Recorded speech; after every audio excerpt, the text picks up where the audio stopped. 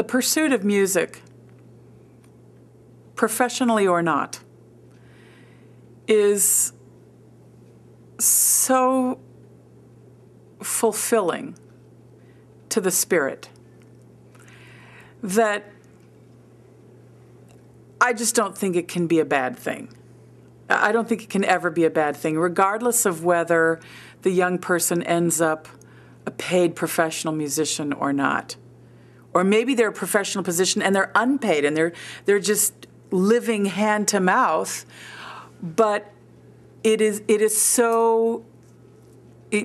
feeds their heart and it sends their spirit soaring so much that's all they want to do. And if that's the case, then that's a good life for that person. If someone is very happy doing what they do and doesn't care that they don't have a lot of money, well, you can't say that person is not successful.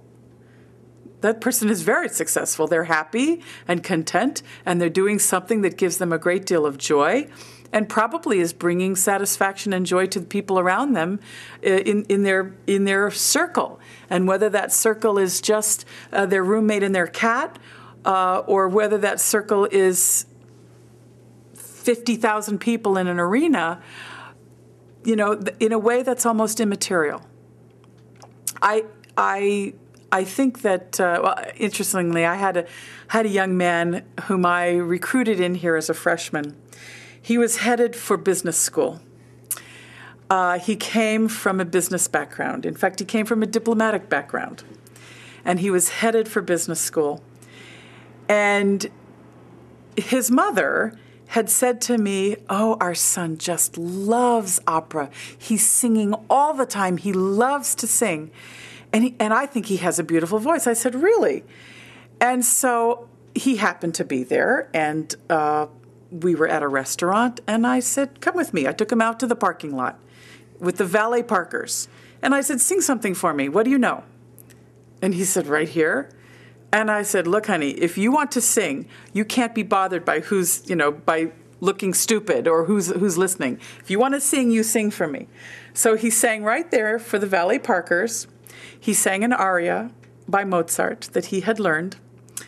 And it was a beautiful, untrained, raw instrument. And I said, "Wow, have you ever thought of being a voice major?"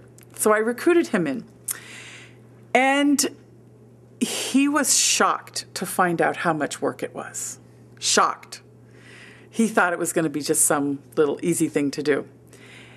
And ultimately, he ended up going back to business because he felt it was a very difficult road to become a good singer. Now, was that a waste of his time? Absolutely not. Does his mother think it was a waste of her son's time? No.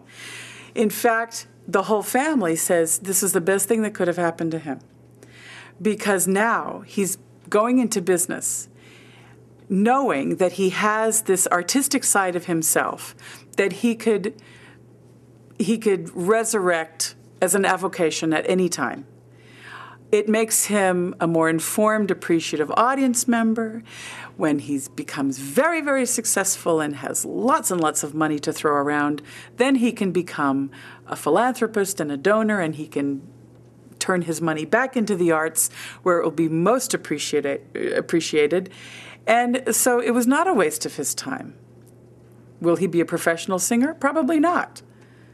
But he now has a very different appreciation for what it is that he sees and loves on the stage.